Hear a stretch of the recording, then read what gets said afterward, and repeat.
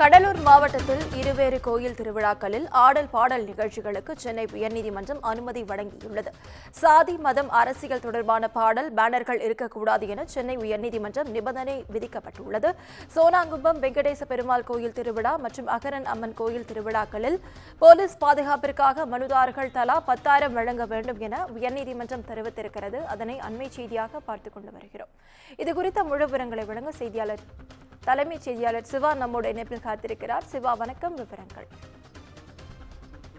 நவீனா, சாதி மதம் மற்றும் அரசியல் தொடர்பான நடனமோ பாடலோ பேனர்களோ இருக்கக்கூடாது என்ற நிபந்தனையோடு கடலூர் மாவட்டத்தில் 2 கோவில்கள் திருவிழாவில் ஆடல் பாடல் நிகழ்ச்சி நடத்த அனுமதி அளிக்க சென்னை உயர்நீதிமன்றம் உத்தரவு பிறப்பித்துள்ளது.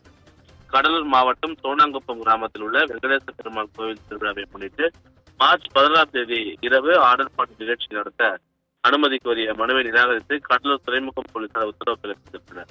இந்த உத்தரவை ரத்து செய்து ஆடல் பாடல் நிகழ்ச்சி நடத்த அனுமதி அளிக்க உத்தரவிடக் கோரி சோனாங்குப்பத்தைச் சேர்ந்த சுரேஷ் சென்னை உயர்நீதிமன்றத்தில் ஒரு வழக்கை தாக்கல் செய்திருந்தார்.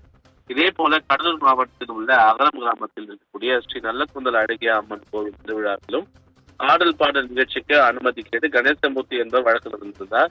இந்த வழக்குகளை விசாரித்த நீதிபதி ஜி.கே. இளந்திரையன் ஆடல் பாடல் நிகழ்ச்சிக்கு அனுமதி மறுத்த போலீசாருடைய உத்தரவுகளை ரத்து செய்து கோவில்களில் நடக்கக்கூடிய ஆடல் பாடல் நிகழ்ச்சிக்கு போலீசார் அனுமதி வழங்க வேண்டும் என்று ஒரு உத்தரவை பிறப்பித்தார்.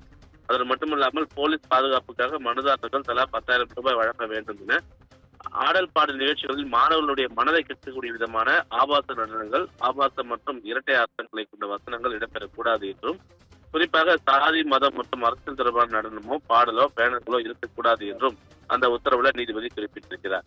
இந்த நிபந்தனைகளை மீறினால் போலீசார் உடனடியாக சட்டப்பூர்வமான நடவடிக்கை எடுக்கலாம் என்றும், அனுமதிக்கப்பட்ட நேரத்தை தான் நிகழ்ச்சியை நடத்த அனுமதிக்க கூடாது என்றும் நீதிபதி இளந்திரையன் உத்தரவு பிறப்பித்திருக்கின்றார். நவீனா,